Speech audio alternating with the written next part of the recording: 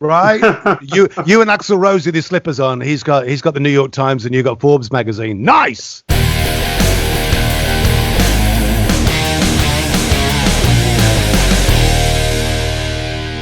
Hello and welcome to episode 4 of the RMW Rock My World podcast. I'm Tony Fennell, and as always, let me introduce you to my two co-hosts. Over in Chicago, we've got our man Chuck Masak. How you doing, mate? I am doing splendid today. Lovely, lovely, lovely. And over in England, in Leeds in England, in fact, we've got Mr. Mike Litson. How are you doing, sir? Yeah, man, not too bad, not too bad. Is it raining? That's the question. Surprisingly, no. Nice. All right, lovely. Let's get at it. Here we go. Like we've been reminding, a lot of rock stars that rule the planet and the stages across the world are sadly either fading away or passing away in some cases. Only last week, our website, rockmyworld.com, shared a story about Roger Daltrey saying he thinks he's got maybe 5 more years before his voice gives way, which is insane, and therefore stopping him from touring and, of course, singing. And my question I'm posing to you guys today is, where have all the rock stars gone? Chuck? That's an interesting one as we all get older here. You know, people get older, they get sick. I mean, looking at, Daltrey's announcement and then, stuff like Brian Johnson with losing his hearing from AC/DC. And there's, we're getting old. Ozzy's just a crazy train of problems. Nice. I like that. Well, the thing is with Brian Johnson, if you can just quickly touch on him. Yes, he actually stopped touring, and as we all now know, Axl Rose stepped in as singer for AC/DC. Word is on the street, and apparently it's a definite.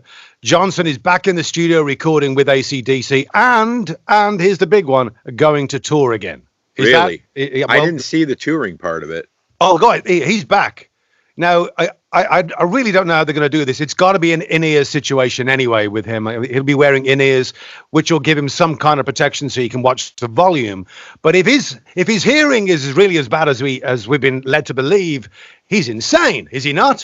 I would agree. I mean, they said that if he keeps the loud volumes, he could lose all hearing permanently. Well, you've only got to look at Jeff Beck. Jeff Beck has such problems playing live. I mean, basically, he plays in a plexiglass, building. He's got such bad tinnitus, depending on which side of the Atlantic you're at. The guy's in agony constantly, and that is all down to major volumes. Have you ever, Chuck? Did you ever tour with in-ears? No, when I was on the road, it was prior to in-ear stuff. Mike, what about you? No, although to be honest, man, I really wish I'd looked after my ears better. Like, even playing full volume in small rooms when you're practicing and stuff like that, when you're behind the drum kit, I can feel the difference between my right and left ear from that ride cymbal. Wow. Could you do me a favor, Mike? I didn't hear that. Sorry, I couldn't help. I couldn't help it. Yeah, I mean, small rooms are easily as bad as playing huge stages. I mean, the side fills on the side of the stage, sometimes it makes your hair stand. I mean, I've had, I'm like, where's that wind coming from? And it's literally the bass drum and snare drum from the side fills on the stage. And your ears are going, what are you doing? But you've got a drink in you want to play, it's rock and roll. You throw caution to the wind. And then you hit 19 like Chuck and I right now. Sorry, you hit your 50s and you go what? Oh, and you turn into that old man going, "What? Can you say that again, Sonny?" We are those guys. And your ears, Mike, are they ringing or are they? I do get the ringing occasionally, not very often, to be honest. So it's not too much of a problem. It's more that you, after playing for such a long time, I guess, that ride cymbals are loud, right? It is what it is. I should probably have been wearing some sort of protection. And if someone speaks to me from my right-hand side, I'll not, about 50% of the time, I'm not going to hear them unless I'm sort of ready for it. If it's left, no worries at all. But, hats don't make nearly as much noise, right? Well, exactly. I mean, noise is... Tony, yes, Tony, sir. Did you... On your last tour, which was last year, did you do in-ears?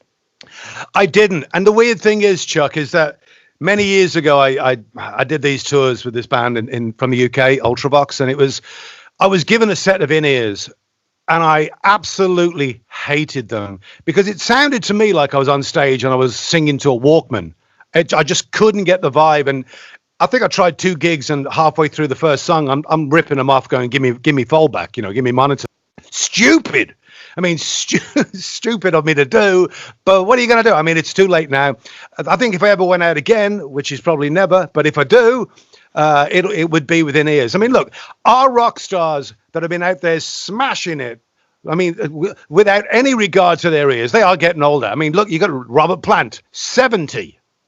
Iggy Pop, 72. Dave Lee Roth, 64. Even Bret Michaels from Poison, the golden boy, you always look 15, 56. None of us are kids, but, all of those guys, I'll guarantee their ears are going. I'll guarantee you their bodies are going, because the touring is tough on you, and then add all the fun and partying.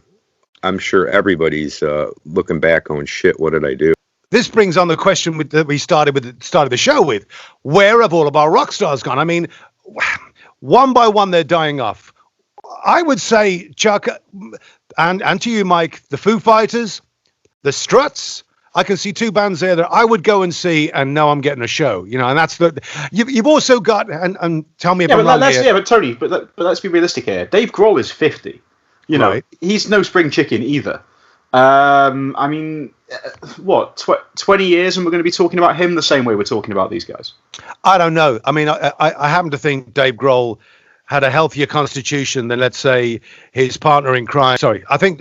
Yes. Well, okay, but I mean, if you're looking at the same kind of era of generation, then in terms of the music of the guys that became rock stars in the 90s and stuff, like look at Anthony Kiedis, he's definitely going to be gone. Well, here we go, and that was actually my point.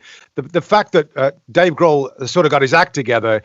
Yes, he probably had a drink and maybe he dabbled a little bit, but he wasn't Kurt Cobain. Kurt Cobain smashed his body to pieces. I am to think that Dave Grohl's got another 10 years in him.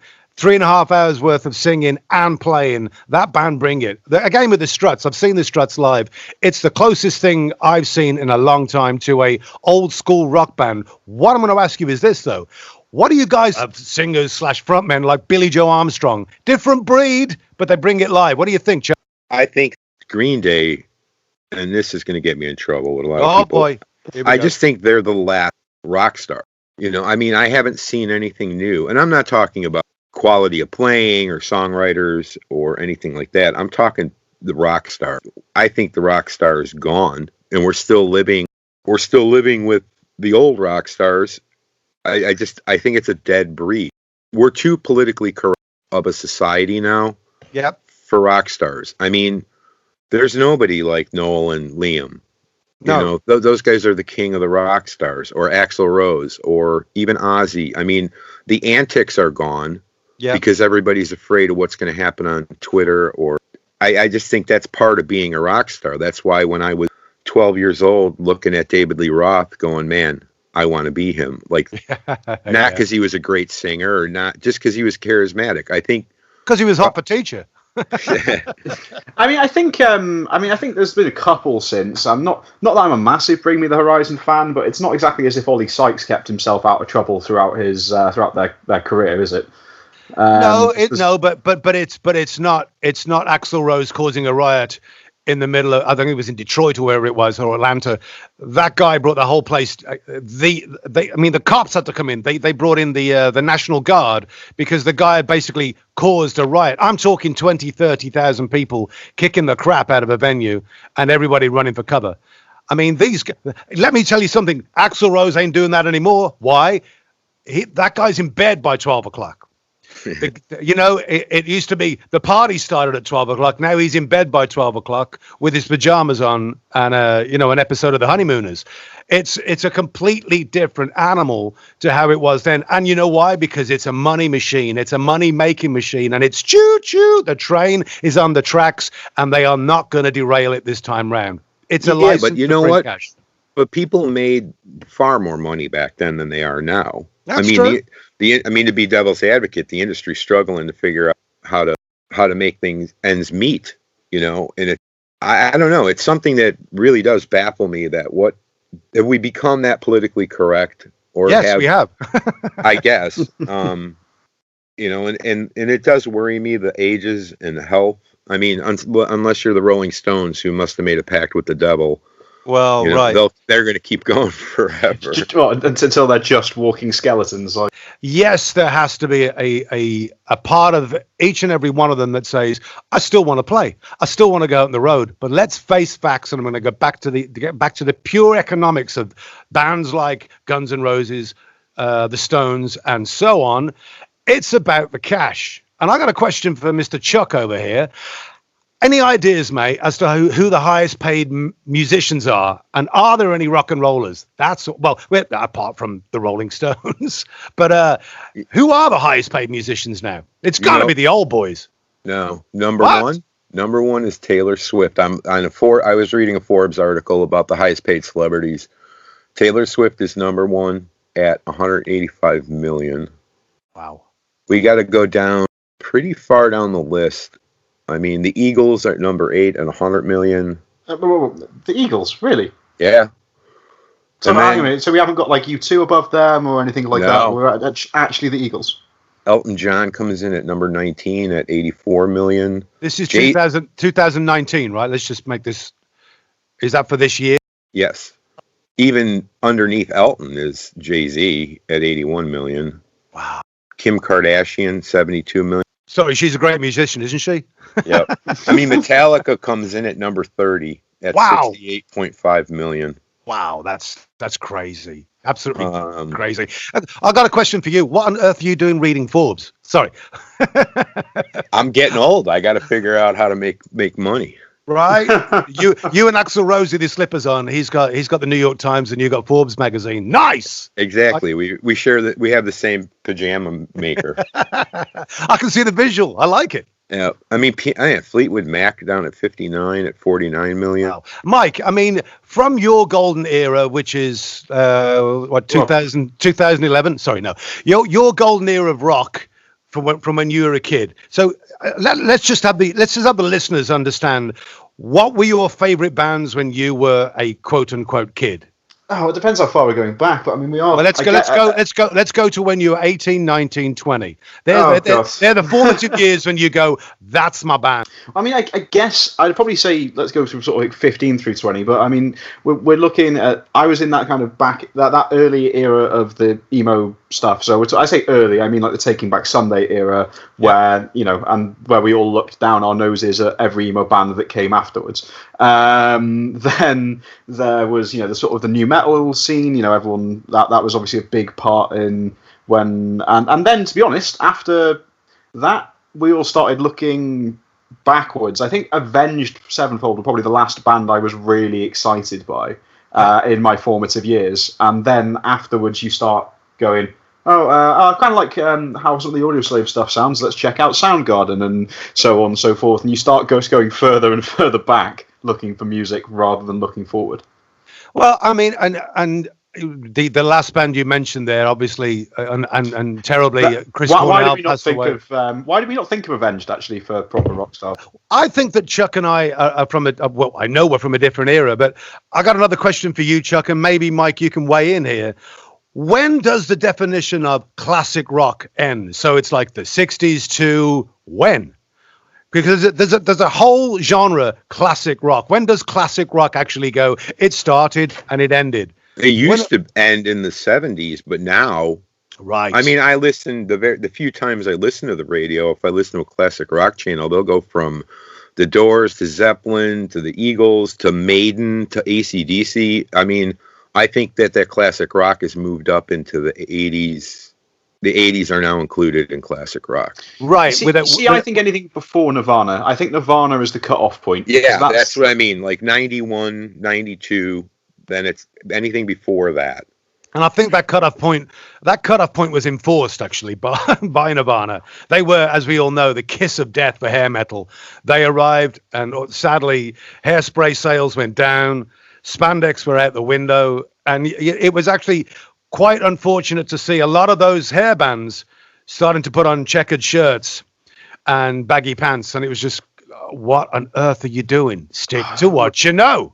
You saw the same thing when the emo boom came across, didn't you? You saw, I remember, seeing bands that you'd probably describe as like heavy metal all of a sudden wearing the skin tight jeans, and now the more aggressive vocal has been dialed back to something that's auto-tuned to high hell because the singer's never been able to actually sing. Well, it's still. I mean, that's always going to happen. I mean, your people are trying to make a living. I mean, I think the band that I look at the most has done that is Papa Roach. I mean, I've always been a fan, and the new record, has got a lot of dance and EDM elements and rap elements in it, and they're trying to stay current in with the times, current. But I don't know how I feel about bands that do that. I mean, you know why they get a pass, Chuck? Because they're not Zeppelin. They're not Guns N' Roses. They're also not terrible. This is the other thing. Great band. I mean, listen. That's very, very same band filled in for the Prodigy, right? So when the Prodigy pulled out of all the festivals this summer, in went Papa Roach as a replacement, and I think that's a great replacement. And just goes to show that audience were not like, oh, jeez, we got Papa Roach. That band fit in very nicely, thank you very much indeed, and smashed it. And actually, I don't know if you know this, but during the summer when they played these festivals as a replacement, they started playing Twisted Firestarter and stuff like that during their set, which is kick-ass as far as I'm concerned. But I think they got away with it. Again, you couldn't have Guns N' Roses going, we're going to do the EDM version of Cold November Rain. Don't think so. Yeah, and this is the thing: is there's two ways of reinventing yourself, isn't there? There's the I'm moving with the times, and I'm still going to actually be successful, a la Madonna, as who just has managed to hang around for longer than anybody ever expected. Yep. Or you've got the way of doing it where it is the genre that we made our name in isn't very big anymore. Let's just cynically change, and maybe there's labels pushing people that way, but you can see when the music just doesn't work in the new genre and it looks cheap. I think the labels have a lot to do with it. I mean, I like a band that I loved, and I'll say loved. I do love the new record they released, but I think I listen to them as a different band as 30 Seconds of Mars. They were an awesome rock band. Yeah. And now they're a dance band. I do like their new record, and they're great songwriters, so I do enjoy it. But I have to listen to or different ears on. I have to say, okay, cool, I can hear Jared Leto's voice, but this is not the same band that I loved when I first heard them. Yeah, I mean, you compare Capricorn to, is it Hurricane, the one that they did with Kanye West, right? Like, that's not, you wouldn't say that's the same band. My point here also is that, yes, trying to change your musical journey because it isn't working for you is pretty bad, and most of the times it doesn't work. Here's when it did work. Aerosmith were on their ass as Run DMC came in. Talk about a resurgence. Because of Run DMC, Aerosmith got another round. Am I right or am I wrong? Yeah, I think you're right on that one. They were on their ass. Not that they were a bad band. It was Dream On. That was it. You heard Dream On. It was like, okay. Because of Run DMC, they're on TV. They literally splattered across every airwave, not just rock airwaves. They were hitting R&B. They were hitting pop. All of a sudden, they've got a new career. All of a sudden, they're making money. And all of a sudden, they're headlining festivals again. That's when it works. And that's a one-off, surely. But that's somebody crossing genres. That's a little bit different to me. I mean, that was because everybody experimented. I mean, that was the rock community or the rock industry going, oh, crap, hip hop's getting really big. I mean, because you had Public Enemy and Anthrax and everybody. And then the Beastie Boys came out and kind of, they let people know it was okay to rock. Yeah, I agree, but in hip hop, you just have to remember, though. I mean, let's go back to those early Aerosmith albums because we're a rock channel, Rock My World. We talk about rock music. Aerosmith they were the Rolling Stones, for crying out loud. You listen to those early albums; they wanted to be the Stones. It was rhythm and blues, old school. So the difference and the journey that they ended up taking to that combined track with Run DMC, and let's not forget. They didn't sit in the room with Run DMC and go, hey, let's all do this together. Run DMC said, we're doing it. They heard it and they said, do you want to be on it? Of course, because they're smart businessmen, Steven Tyler was like, yes, please. Yes, thank you. And they ended up doing the video with them. And as I say, that was a resurgence for that band. And again, it is very far and few between that happened. That stands out like a sore thumb right there. Yeah, it was an adrenaline shot to their career, which is awesome. And and there's, I mean, that's a band. If you listen from, you're saying their early rock influences to from where they started, and then going through, they get the adrenaline shot with Run DMC, and then they kind of changed their sound, started working newer producers, but they changed their sound, but they never veered away from their roots. Yeah, they didn't add a consistent rapper in every song after that. No, exactly, and they didn't. Come on! Sorry, I they didn't become a dance band or like bands of now that are constantly changing. I think some bands, it's like just create a new band. Oh no, I agree. Hey, would you class Bon Jovi as classic rock? Now they would be. Yeah, hands down. I'd have always said classic rock, even when I was a kid. Well, that you see is my segue into the fact that today, June 11th, 1959, Richie Sambora was born. How about that, boys? And a great guitar player. I mean, I thought it was tragic when he left the band because not only was he a great guitar player, and is a great guitar player, that guy had pipes. He can sing, seriously. Also born today on June 11th, 1957, Pete Murphy, singer and songwriter of Bauhaus. Anybody like him? I love him, by the way.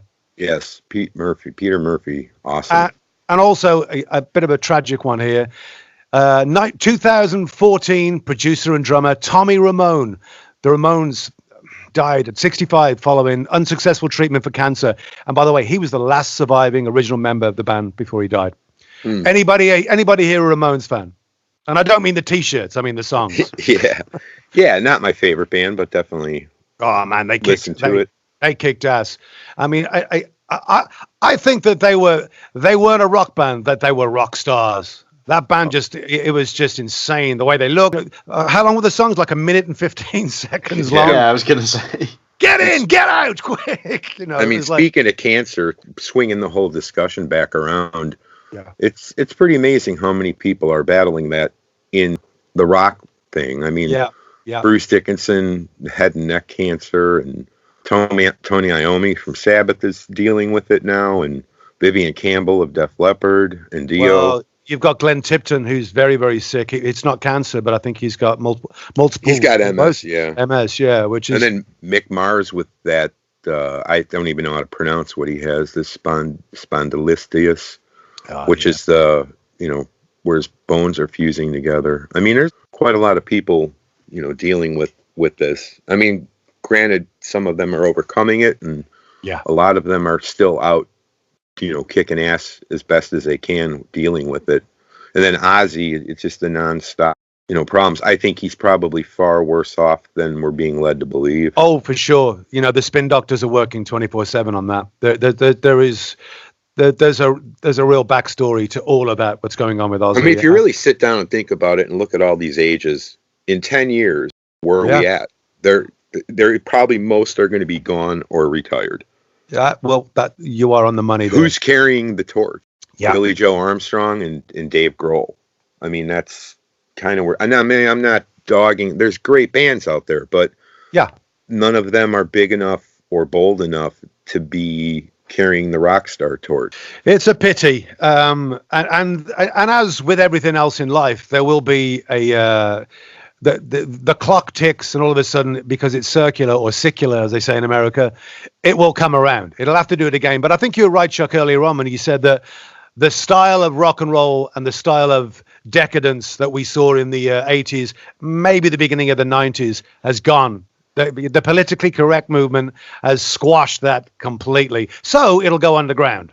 That's what's going to happen. It'll go underground, and you can say the same things that you used to say, and you can do videos that are so ridiculously sexist that you can only watch them on certain shows. Well, I think a lot of that stuff needed to be buried. I mean, there's definitely stuff that was said and done where you're like, really?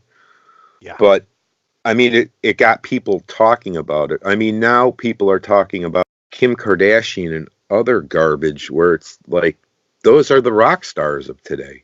That's Kanye right. And it's not that they're doing anything rock starish. It's just that they live these lives. I don't understand why people are addicted to watching these shows. And, I think the last great rock I mean, it's got to be one of two things. It's got to either be hatred for the people so that you feel better than them, or like, you're just going, I wish I had that, I wish I had that, I wish I had that. That can, as far as I can see, that can be the only logical reason for. Well, hang on. I think there's a. I mean, maybe you know what we'll do. We'll address this next week because I like the idea of this conversation we're having now. You've got to also look at the biggest music channel that was ever on the planet, right? Oh, MTV. MTV, right? We all know that. MTV signed their own death warrant when they started doing shows like The Real World. All of a sudden, reality TV was the thing to watch. Yeah, I mean, there was videos on, and there was a time where when you signed your record deal, you got $1 million. You also got $1 million to do 4 or 5 videos. So all of a sudden, it was these ostentatious, over-the-top videos. Yes, but MTV signed the death warrant the day they started the reality TV. You know, it's interesting you bring that up because it's something that it never dawned into my thought process on the death of whatever was the 80s and 90s. Oh, but yeah. You're right. I mean, we lived, I remember, Saturday night, we lived to go watch Hairbangers Ball. That's right. You know, 120 minutes on Sunday with Matt Pinfield. I mean, it was, we were always surrounded by music and not in that. I never thought about it. MTV being gone is definitely part of that, you know, the end of that era of So music. you guys are saying that music still on MTV is not just a Bowling Pursuit line? No. Well, you've just shown your age there, Mike. We love that. It's a great thing. And by the way, you just made Chuck and I feel 3,000 years old. Thank you. Listen, it was MTV2, man. Like MTV2 had the music on. MTV was But MTV2 has got nothing on it now too. The only thing you can watch is MTV Live, which was their Palladia channel. And that was, you know, you just get nonstop concerts and stuff. That was the channel that got rid of the nonsense on MTV. I mean, I don't know. It just, that whole thing baffles me. Like, how did 16 and Pregnant become music television? That's exactly right. And there's been a huge shift. And I honestly think we should, if it's not next week, I want to address that in the coming weeks, because where is music television? I got no clue. I mean, there was a time where I would wake up and the first thing you didn't put on CNN, you didn't put on whatever it is, you put on MTV. Even if you weren't watching it, you had it on the background. It was almost radio. You know, you put it on, and yes, there was images because there was videos being flashed at you all day, but you're hearing new music all the time. It was this big draw to be on MTV. You know, what was it? Phone at the dial-in, Chuck, when you could dial in. You know, I remember. So MTV, as I say, it signed its own death warrant. Let's get onto that next time we come back. Yeah, let's do a whole thing on MTV, the history of MTV. I'd love that. Listen, I want to thank you, Chuck, for as always being wonderful. You, Mr. Mike, for being gorgeous and wonderful. And I'd like to thank our listeners for taking the time out and listening to. And by the way, we're seeing a nice increase every week with you guys listening to our podcast. I can't thank you enough, as can the boys. We love you. You can follow our podcast on Apple Podcast, iTunes, Stitcher, Google Play, Spotify Podcasts, iHeartRadio, and YouTube. Listen, do not forget to like and subscribe. We love you guys, and thank you so much for listening. Follow us on rockmyworld.com.